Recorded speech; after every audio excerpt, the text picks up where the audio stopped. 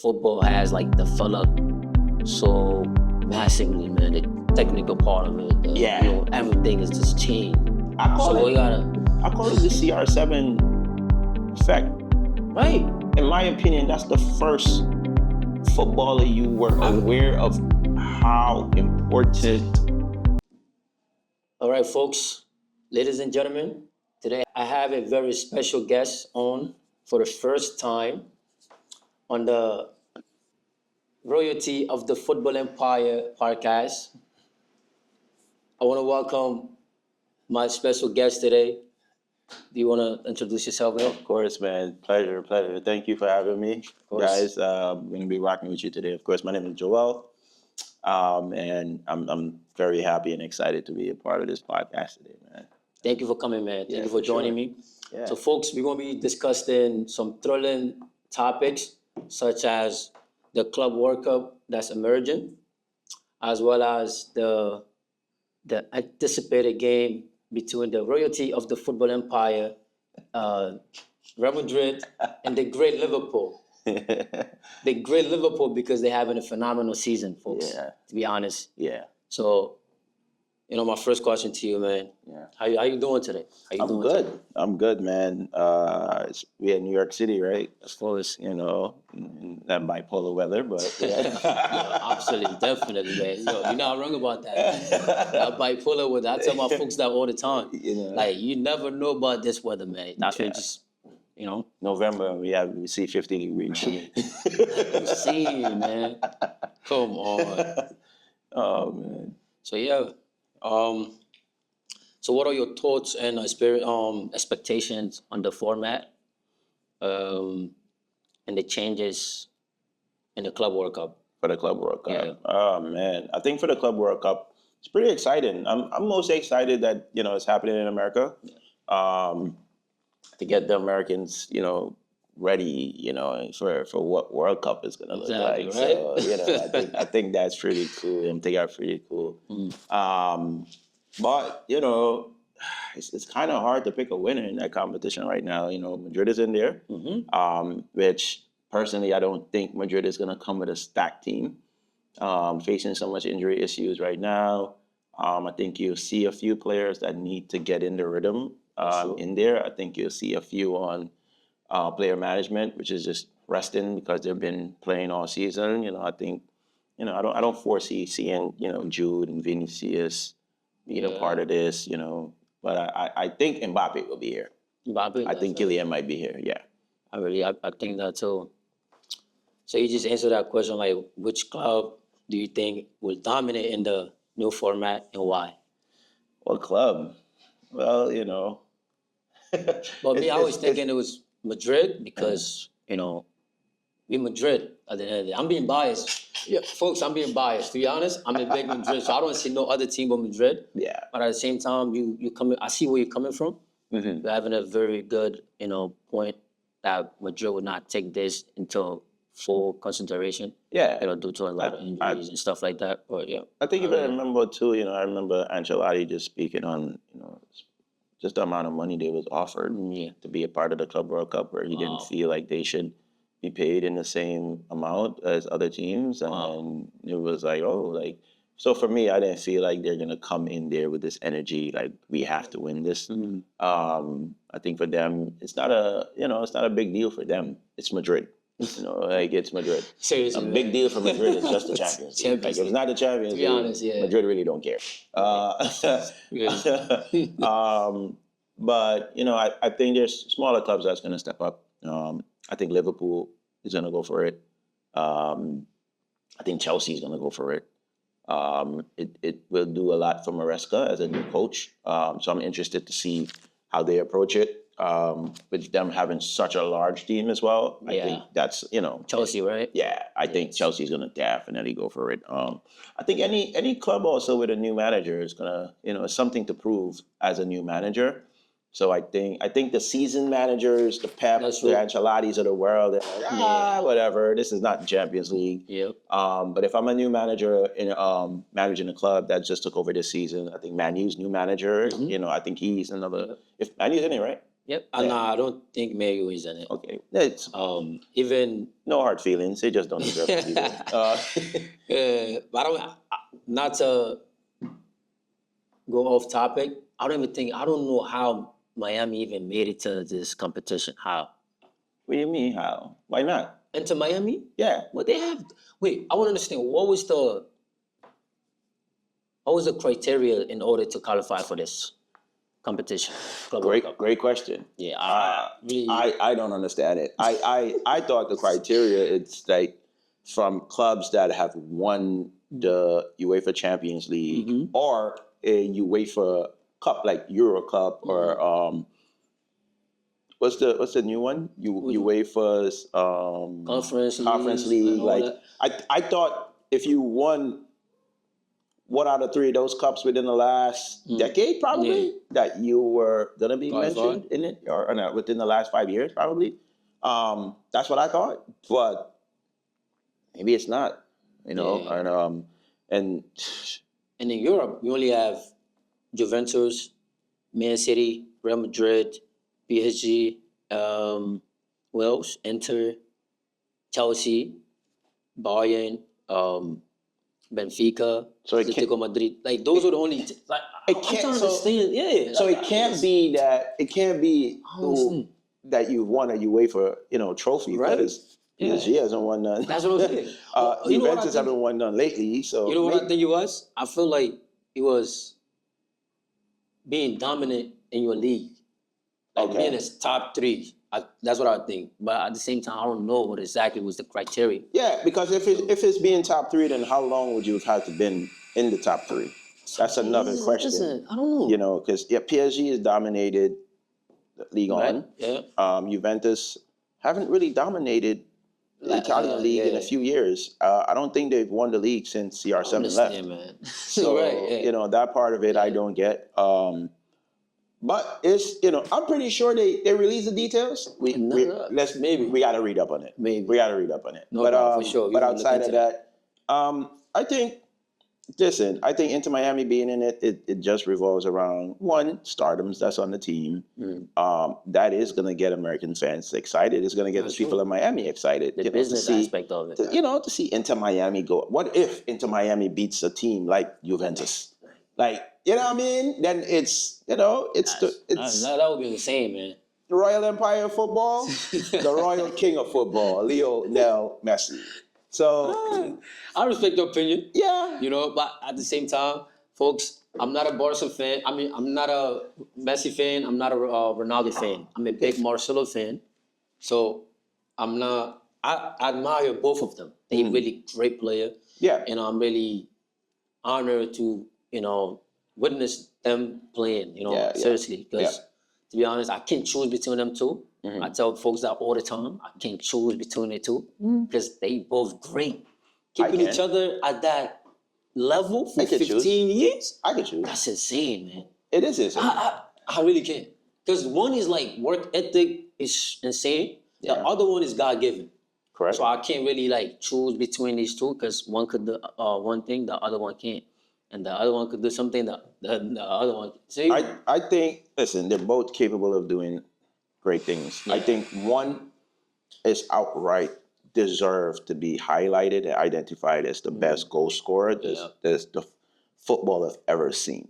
That's true. He just deserves it. For me, that was Pele, right?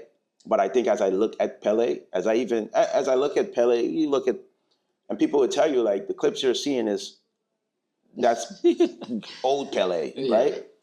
But if you know or have been educated of the history of Pele, he was more like Messi. You understand me? And the reason why I could separate the difference is Ronaldo is the greatest goal scorer to me that the world has ever seen in football. He is the greatest goal scorer.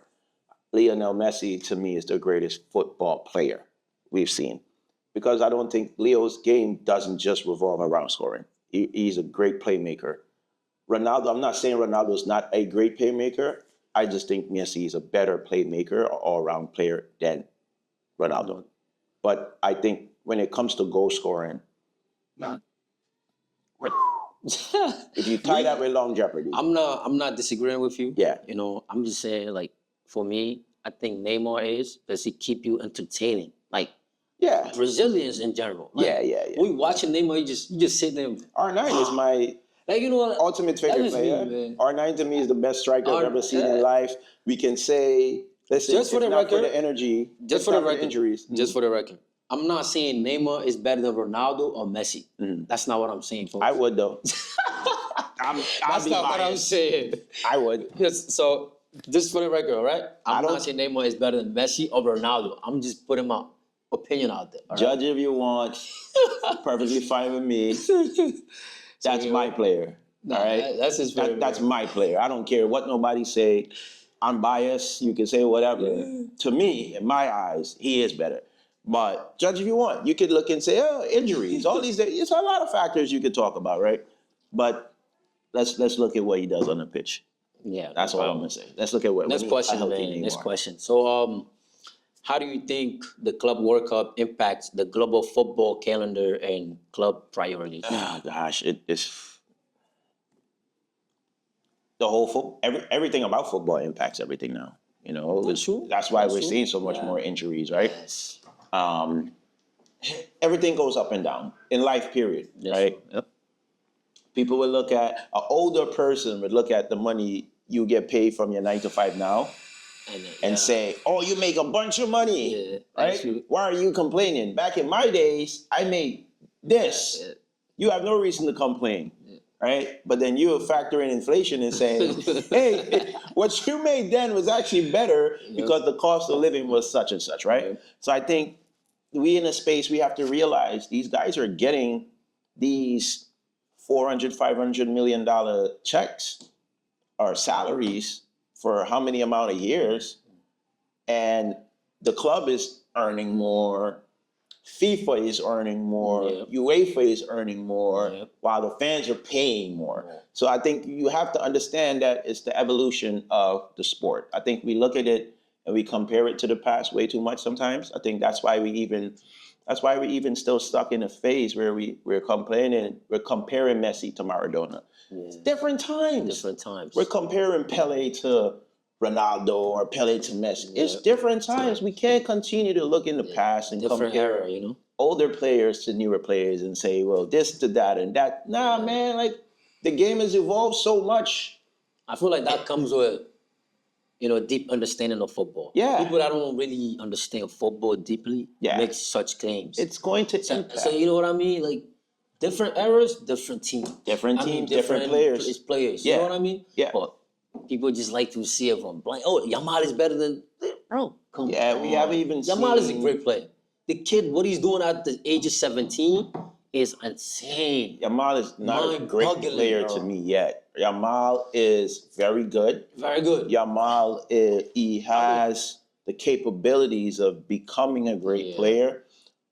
I think we're in a space where Yamal was Ansu Fati 3 years ago, Right? and people are not realizing that. And where is Ansu Saying Fati this, bro. right now? I've been saying this. Where is Ansu Fati right I now? was saying this, man. Right? Look, Yamal was and Ansu Fati was doing what Yamal was doing with Messi and Absolutely. Suarez That's on true. the pitch. That's true. So I think we got to be Absolutely. very careful when we're putting these crowns on these kids so early on, and we're saying, "Yo, this is it. Yamal's the next Messi."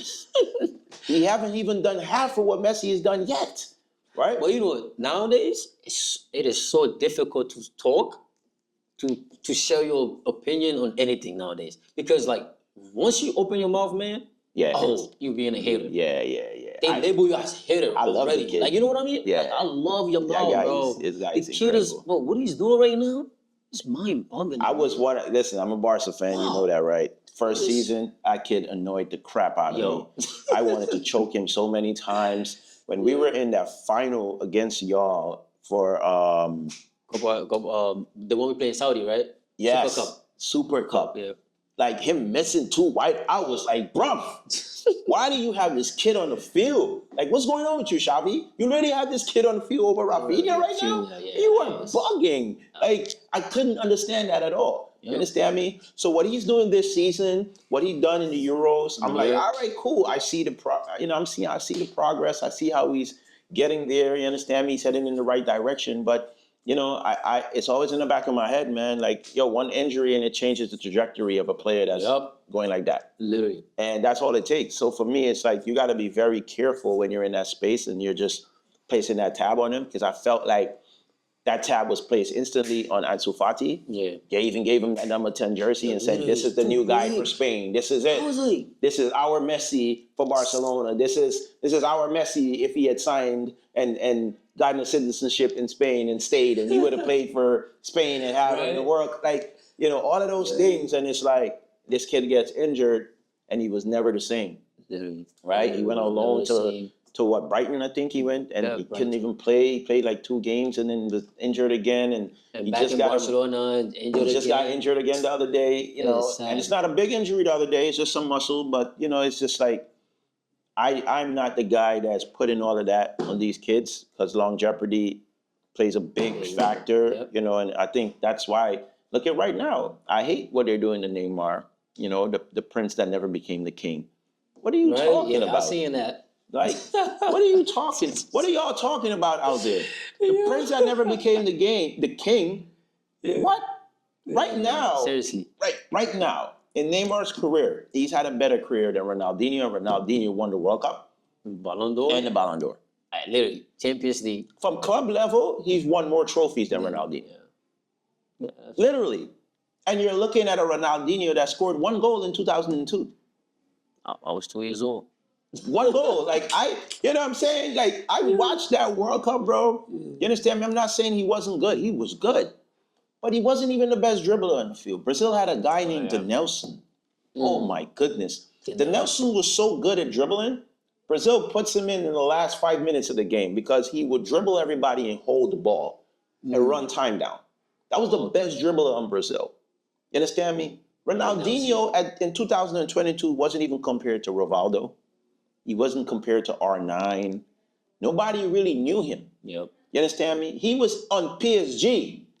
Oh. He was on PSG. Yeah. People didn't watch the French league in South America and not even in Africa really. They didn't watch it. Yep. He was on PSG. I think, if I'm not mistaken, he might have been on PSG with JJ. Okocha? Yes. Really? I think so. I think they might have been on PSG at the same time because I think JJ played for PSG. Yeah, he did. Yeah. So I think they was on at the same time where Ronaldinho was up and coming. After the World Cup, that's when the bid became big because he played good. He scored the free kick against England. Yeah. So people were like, yo, who's this kid? You understand me? But that World Cup, the best player of that World Cup went to R9.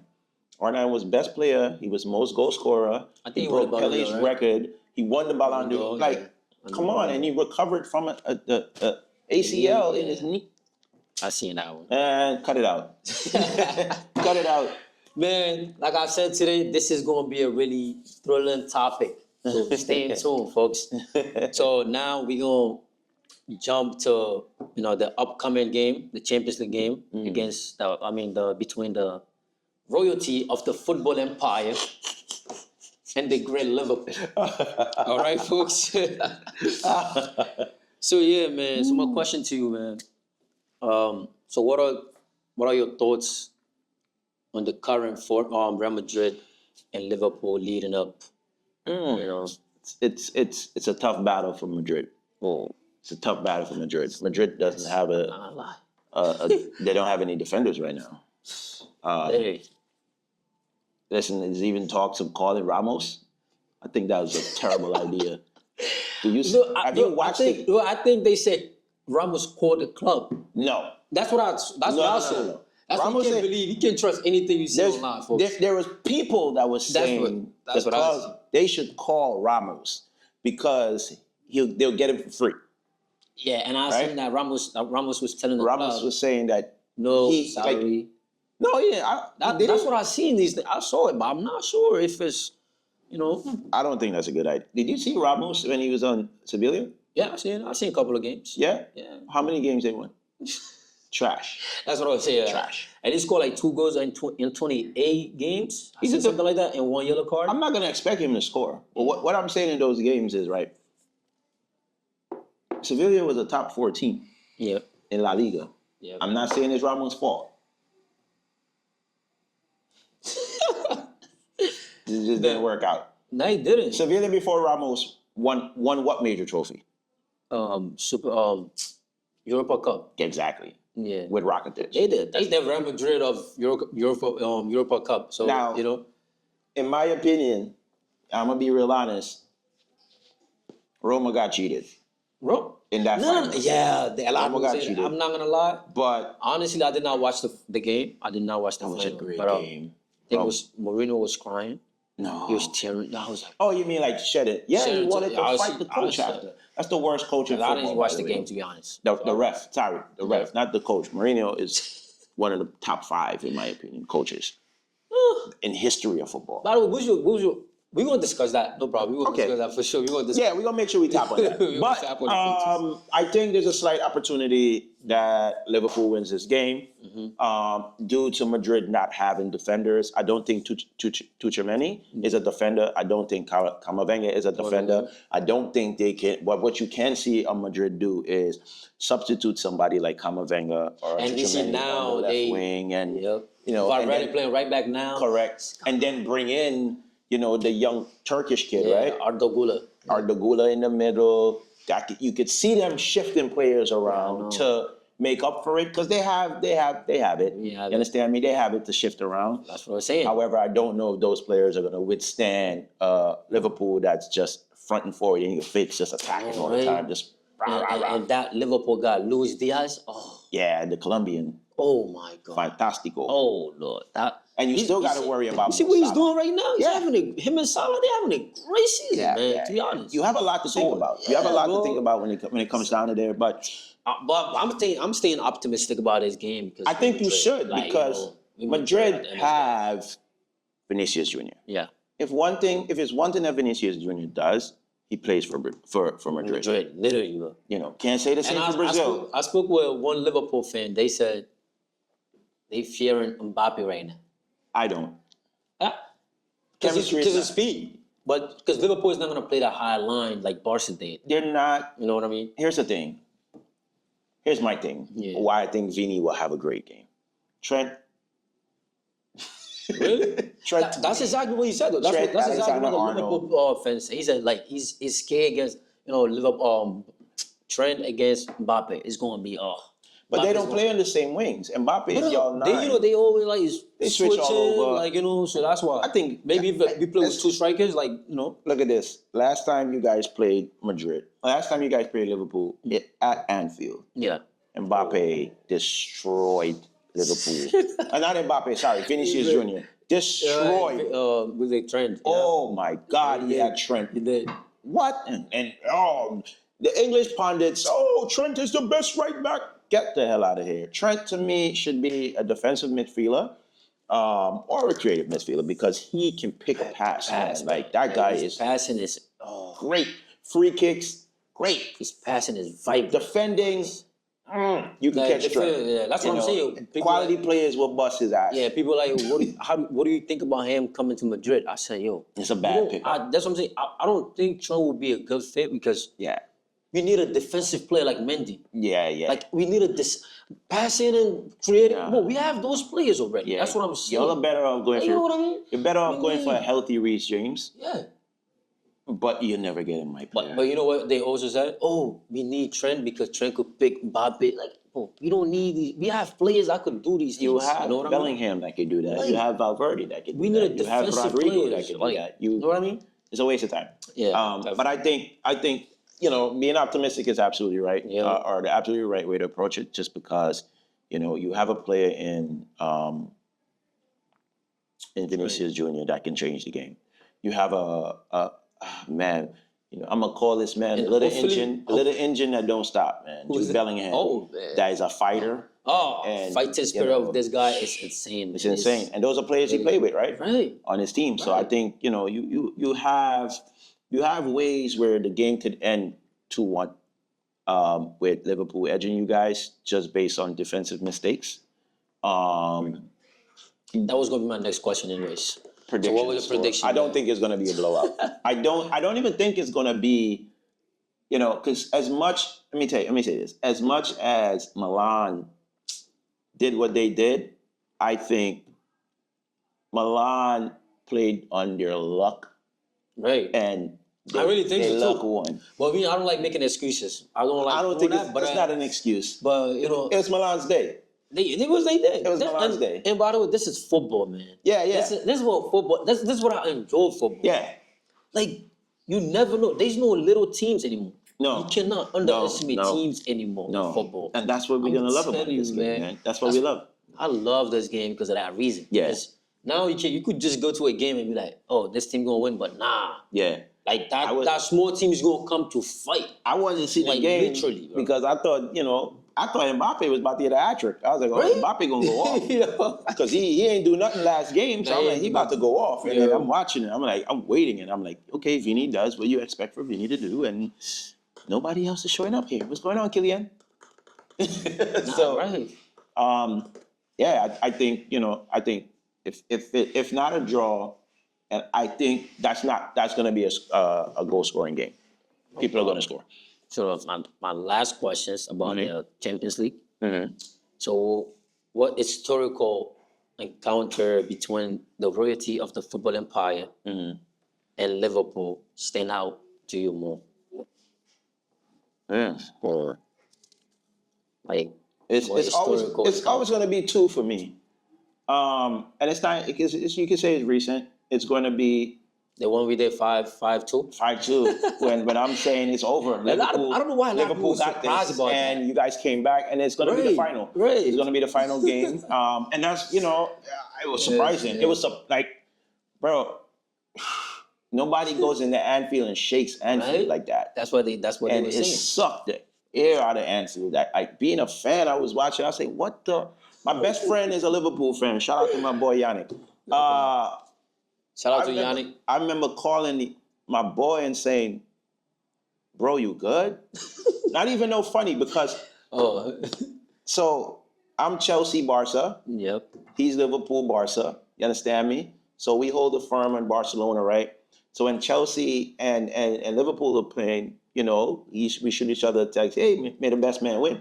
And we critique each other's team on the opportunities. So, it would be me being there so where like Chelsea score, and I would be texting him saying, yo, that was Trent's fault. Or that was Van Dijk's fault. He should have covered this person. Yeah.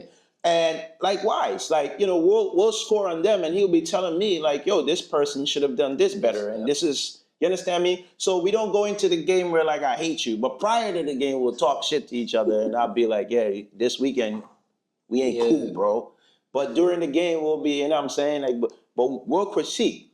Like, we'll critique that. We'll critique when Brazil is playing. We're angry when Brazil is playing because if we're not, you guys are really passionate about Brazil? Yeah. That's, we're Guyanese. So, Brazil is our neighbor. So in terms of representation, we come from a country that, unfortunately, we're never able to qualify for the World Cup. So we support Brazil to the core. You understand me? All of our footballing heroes are from Brazil. Wow. The R9s, the R10, you know what I'm saying? Kaká, people that inspire you guys. People that inspired us to play. Yeah. We always, and I think that's probably embedded in all Guyanese where at some point we almost, because, I think in history, to go to Brazil from Guyana, you just drive over a bridge. Wow. And people don't even know that. I don't. You drive over a bridge and you're in Brazil. So we, growing up, man, I always looked at what they did and we wanted to imitate that. We went on the field with that. Yeah. We didn't care about no other player. You couldn't tell us there's no other person.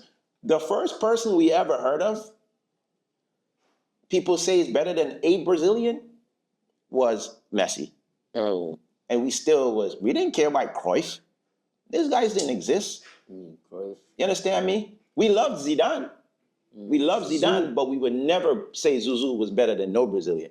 Let me tell you, it was so simple that if they said Zuzu was the best midfielder, we'll say, hell no. Have you ever seen Bebeto play? Bebeto? Yeah. What's that? Exactly. Bebeto? Now I gotta do my research, man. Do your research on Bebeto. Wow. Brazilian. Do your research. You understand me? So for us, is those guys of the world. Like, I wasn't a striker. When we played small field, small goal football, 3-on-3, I wanted to be R9. I never wanted to be Ronaldinho because I didn't have the fundamentals of how skillful he was. Passing, two dribble, that's it, right? And scoring. So in my head, I'm like, yo, I'm R9. I went into any competition, I wanted number 9. That was what I wanted. But as I grew older and we go to big field in 11, representing even my country at a younger age. By the way, you play for the Guyana national team, right? Under 13. Under 13. Under 13. Because I left Guyana when I was 13 years old. Oh, me too. Yes. I came in when I was 13. Yeah. Wow. So under 13, yes. I played what we would call upper dem. I played a lot of that upper dem. You represent your town. So I represented Linden from like age 8 or 9 all the way up under 13. So I played in those games. When I played that, I was a right back. I was a right back. So I in my neighborhood, I'm a striker. When I played for Upper Dem, I'm a right back. You understand me? My first club team I ever played for was Metro. It was my primary school teacher, my PE teacher. He had a club team. So that was that's the guy that really taught me the game. Really, really legendary, man. He taught us fundamentals, everything. And he was a great player in his era as well. So because of my speed, he made me a right back, and that is where I developed my defensive IQ. So in the back of my head, I enjoyed Cafu. Cafu for me was... Sometimes I even watch some of Cafu's games, but at the same time, when I'm watching these old players, all due respect, but when I watch the highlights, I don't see how it resonates with modern football. No, you can't compare it. Because I can't compare it, because I'm like, nowadays we don't do this anymore. You can't. You gotta pass it, but you gotta be right. So I be seeing all these things in my head. I'm like, as good as I think I am, right? Right. This summer I went on a field in Brooklyn and we were playing, right? Small goal. I caught myself fouling the younger guys a little bit more than I would like to, but that's because my brain is telling me I can do something that my body can't. So for me, I'm like, so you're going extra mile. I know I could do that because I was capable of doing that before. So in that space, I think you can't, and this is why I always say you can't compare eras, because the game has evolved so much. Player gotten stronger, faster, more technique. And these guys back in the day, they didn't really take care of themselves. Like they you see most of them now. It was a bunch of, like the majority of them now is like, only few, like Zidane, Cafu was one of them. Seedorf, Rivaldo. You see those guys still in shape. Most of them, they still in shape. Yeah. But for the larger crowd, they got stomachs. Because right now it's just like, the football has like developed so massively, man. The technical part of it, everything is just changed. I call it the CR7 effect.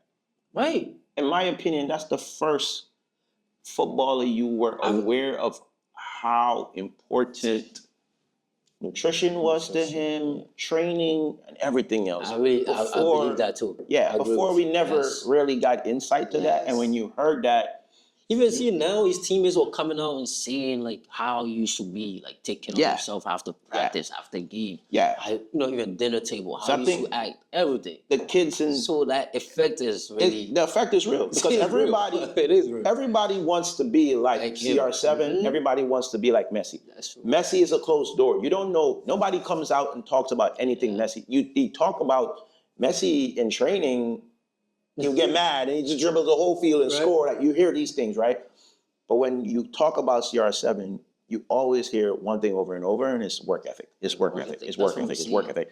So the average person that's sitting there, the average kid from 10, 15 years ago that's sitting there and saying, I want to be a footballer, they tie themselves to CR7 because they say, hey, I have to have this mindset, I have to have this mentality, and I have to apply this work ethic to be where he is. So that's why you're seeing players now so focused, so I gotta be this way. More in themselves, Yeah, I even seen it with his the issue he had at Man U that led to his exit. Yeah. The documentary, I mean, the interview he did with Piers Morgan, Yeah. he said it. Like, these young players They're have not it so focused. easy now. Yeah. Like, you know, they have it so easy compared to this time. You gotta work hard for that. Yeah. But now these kids, they rich, millionaires, billionaires. Exactly. Like, so it's like they don't listen to him sometimes.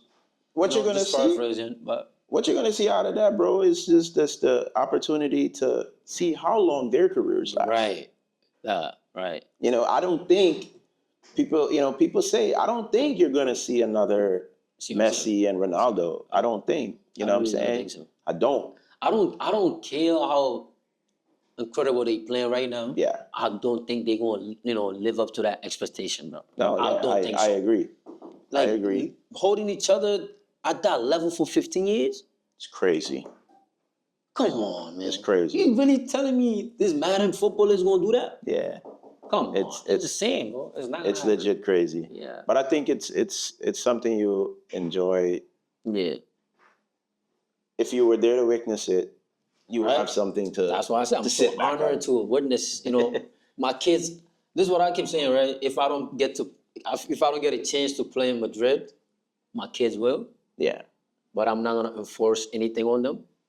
So they will choose. You want to play for Madrid? I'll Go ahead. enforce it. I'll Really? go play for La Masia. No, see, Or Stanford Bridge. You only got two options. But if the check is bigger somewhere Right. else, then hey. Right. Hey, then, But wear yeah, the shirt underneath. Just But yeah, man, we're gonna wrap it up, folks. Thank you so much. We're gonna thank our special guest today for his time. Appreciate you for everything. For sure. Thank you so much. We'll definitely reconvene after that Champions League match. After that game, we're gonna be back, folks. We're So gonna be stay back. tuned. You don't wanna miss this. Yeah. Trust me, you don't wanna miss this. Trust all me. right? Because I promise you, I will make fun of him if Madrid don't. Oh, man. Folks, Peace out. take care.